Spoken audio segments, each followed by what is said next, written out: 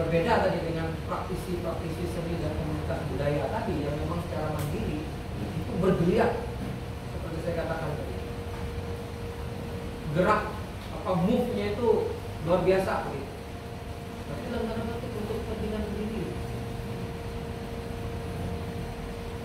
Kita yang sebuah organisasi ini yang mewadahi kurang lebih 45 sampai 48 komunitas budaya, kemudian terangkum secara personil kurang lebih sekitar hampir 1000 sampai 1200 orang ya, pelaku seniman budayawan yang ada di Palangkaraya ini, malah gitu ya, memiliki suatu ruang yang cukup kecil dan cukup sempit untuk bisa teraktualisasi dan ekspresi.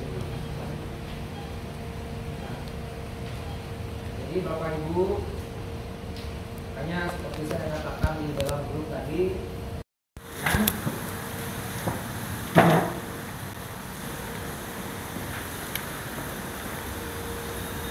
inilah kegiatan bagi seniman atau sanggar komunitas budaya yang bergeliat dan tengah sambutan Ketua Dewan Kesenian Kota Palangkaraya. rangkul kawan-kawan yang tertinggal dan perlu keaktifan dengan hati ikhlas dan terbuka. Jadi bahasa saya mungkin seperti itu, menggirkan. Ini ada sama pembina kita. Dan bagi unsur-unsur yang memiliki agenda dan fasilitas program potensial, ya marilah bersinergi ya, Nah ini antar unsur-unsur strategis sesuai dengan program itu agar program itu berdaya dan berkapasitas lebih besar dan luas. Ya. Itu materi agenda yang ingin kita bincangkan hari ini. Jadi Bapak Ibu, mohon banget gitu. Dimensi lain, mohon izin, banyak organisasi dan kelembagaan adat dan kebudayaan yang ada di Kota Palangkaraya.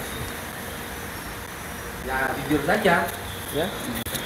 Istilahnya kita, karena kita orang-orang potensial, kita adalah orang-orang yang selama ini aktif, kemudian memiliki kreativitas dan inovasi tinggi, ya. Ya unsur-unsur yang bergeliat tadi, itu pasti punya ruang lebih daripada yang lain dan punya kesempatan untuk bisa istilahnya punya banyak kaki di organisasi-organisasi, ya. Sehingga ya Bapak Ibu saudara-saudara sekalian, hal ini sebenarnya jangan dilihat dari sisi yang berbeda, tapi kita lihat dari sisi potensinya dalam rangka sinergitas tadi. Ya Bapak Ibu, ada sempat tadi bincang-bincang singkat dengan aduh lupa lagi, Bang Kanda Lampang. Oh Kanda Lampang, ya. Saya kalau udah ngomong serius sih suka lupa nama-nama orang. Ya, Bang Lampang, ya. Ini yang perlu kita bicarakan di dalam konteks pelaksanaan kegiatan rapat kerja ini. Misalnya kalau boleh saya terbuka dalam suatu organisasi internal yang terbuka, kita ada unsur di KPR di sini. Ada unsur KSBN di sini, kan gitu ya. Ada unsur saya juga Kepala Biro Seni Budaya dan Pariwisata di Dewan Adat, ya, Pak.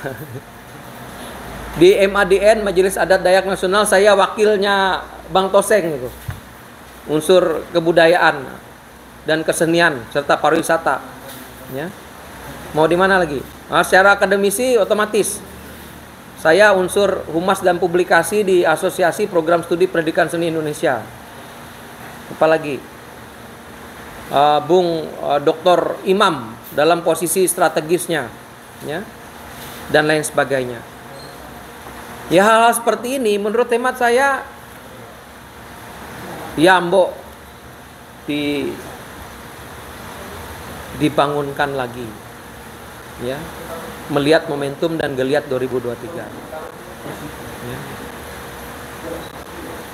Terus kalau kita bilang wah itu kan masuk tahun politik, kan bahasanya begitu. Apakah ini ada unsur-unsur politik nanti untuk kepentingan-kepentingan dan lain sebagainya? Bapak Ibu, saudara-saudara sekalian, itu tergantung daripada cara pikir dan pola pandang kita untuk bisa mensikapi dalam konteks berkehidupan dan berpenghidupan kesenian itu sendiri bagi kita. Tapi dalam konteks ini, maksud tema saya, ya tadi, bagaimana konteks hapumpung, handep, hapakat itu menjadi dasar kita, untuk dapat melakukan segala sesuatu secara baik dalam konteks berkesenian di Palangkaraya demi pemajuan kebudayaan Kalimantan Tengah 2023 itu.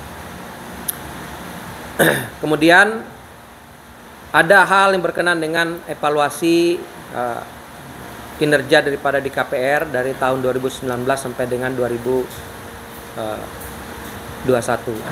Sebenarnya momentum tahun 2020 ya Ben ya. Saya ingat juga waktu itu Dinda Beni ketua Raker juga tahun 2020 sesudah kita musda. Ada mengawali tahun 2020 sempat kita musda. Ya, sebelum pandemi yang di Gedung Olah Seni itu, yang Beni waktu itu nari juga, ya. Yang pelantikan. Ya, sesudah pelantikan itu. Untuk istilahnya menghimpun program kerja dan lain sebagainya waktu itu. Ya, mohon izin Bapak Ibu, saudara-saudara sekalian. Ya tadi, tiba-tiba situasi dan kondisi kita itu tidak sepenuhnya dimungkinkan optimal untuk melaksanakan program tadi. Karena memasuki masa pandemi COVID-19.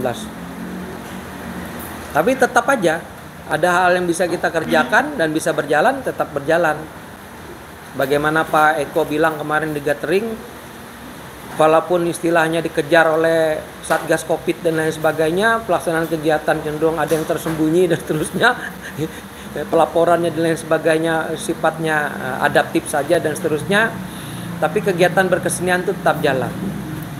Ya, hanya saja ya tadi banyak hal yang sifatnya susah senang kita di masa Covid ini yang menurut hemat saya itu melandasi daripada kita untuk bekerja, berkinerja, berkesenian, berkebudayaan di tahun 2023 ini. Penting menurut saya. Ya. Mungkin ada Bapak Ibu sebagian besar dari kita nih mengalami yang namanya COVID-19 itu. Ya.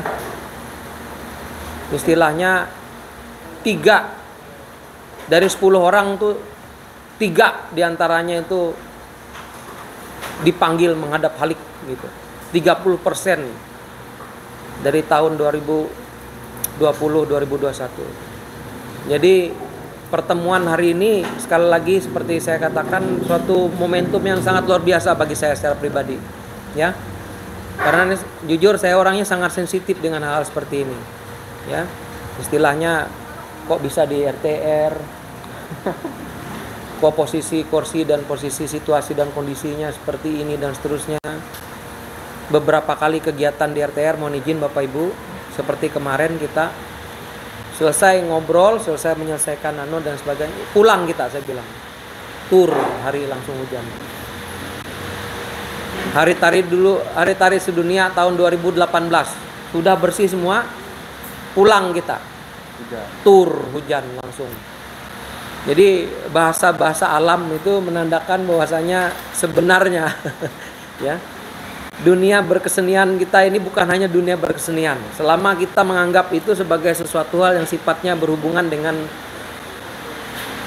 keyakinan, keimanan, spiritualitas kita.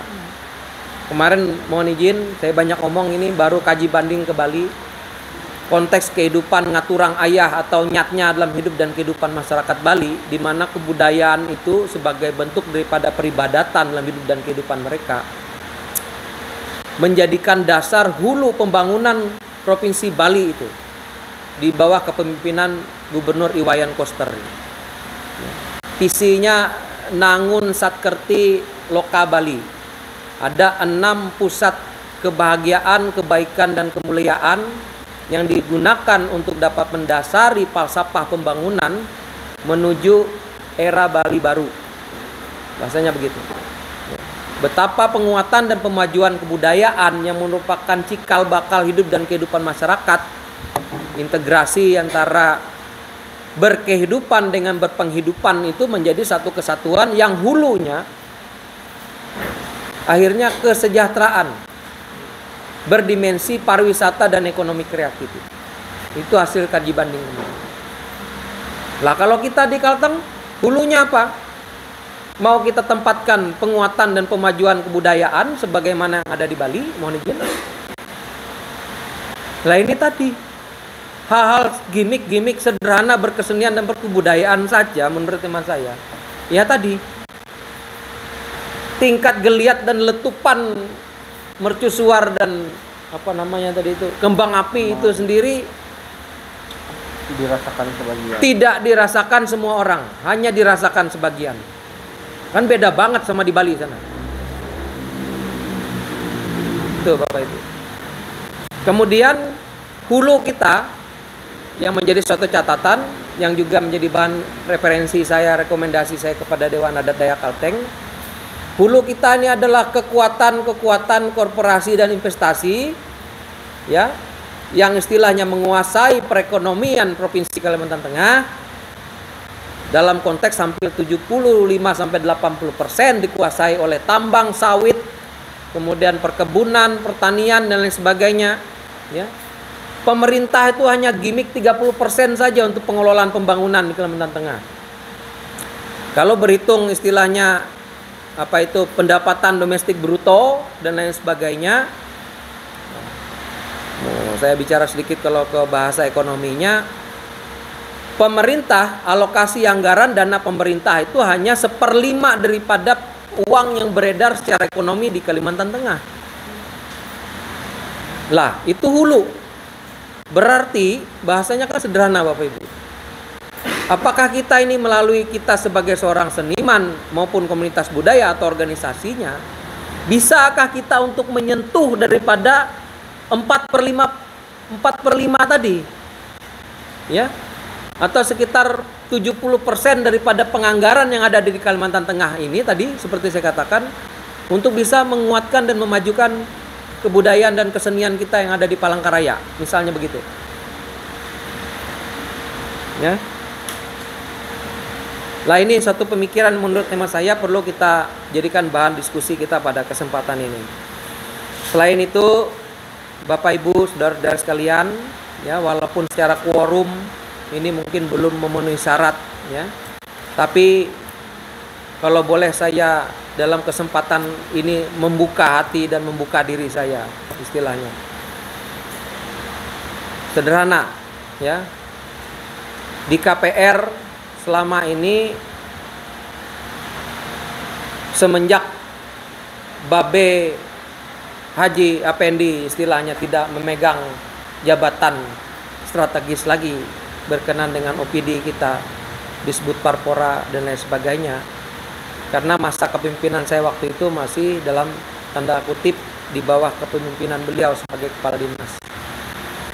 Tidak bisa dipungkiri, organisasi-organisasi atau lembaga-lembaga apapun yang ada di Kota Palangkaraya ini sepenuhnya belum bisa optimal berdikari. Ya. Kenapa saya katakan begitu?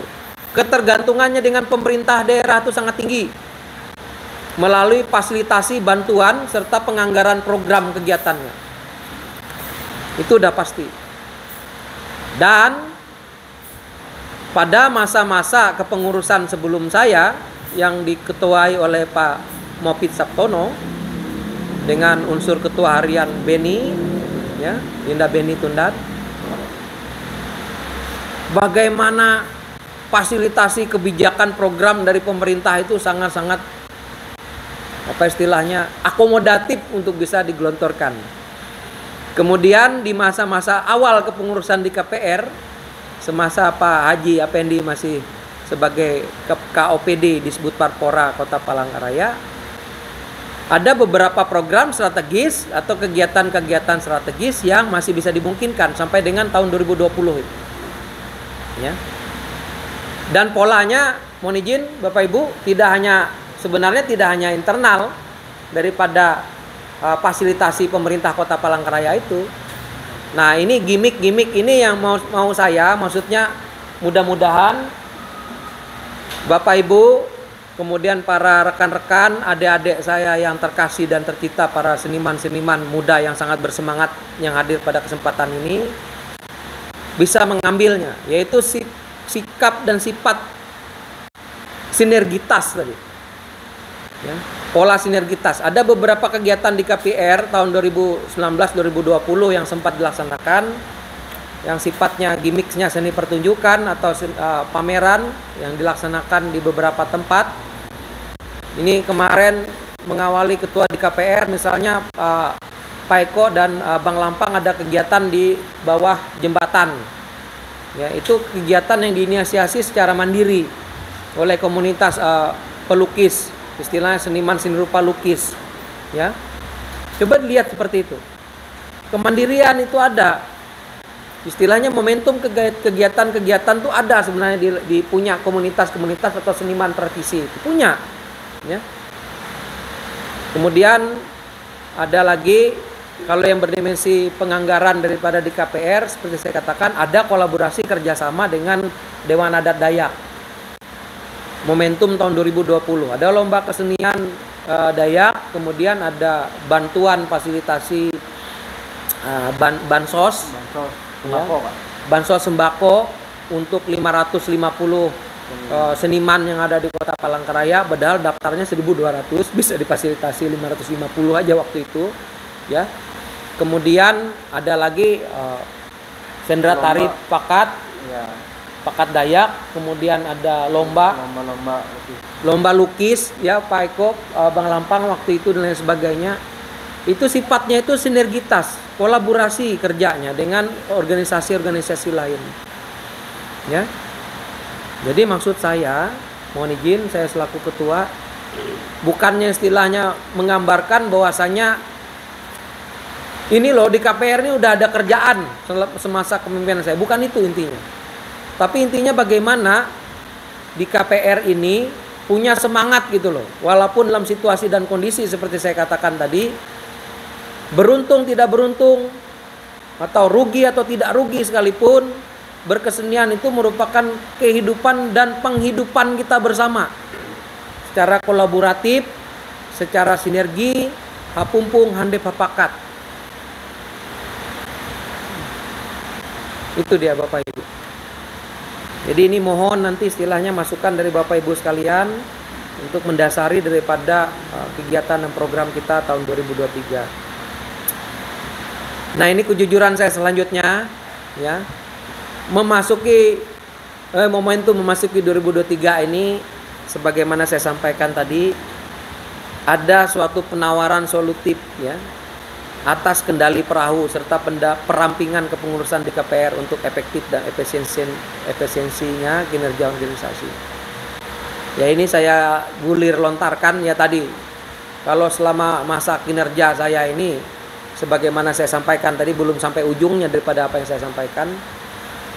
Tingkat ketergantungan kita atas bantuan fasilitasi pemerintah daerah, ya, terutama melalui KOPD terkait dengan unsur kegiatan kebudayaan dan kesenian ini sangat tinggi. Kemudian fasilitasi itu, ya, mohon izin, anggap saja ini saya sejenis panggung ilmiah terbuka nih, apa namanya istilahnya Pak Dr. Imam, ya, ini aja paparan mungkin yang nanti konteksnya bisa kuopadis atau tanya jawab atau saling silang pendapat terkait dengan apa yang saya sampaikan, ya.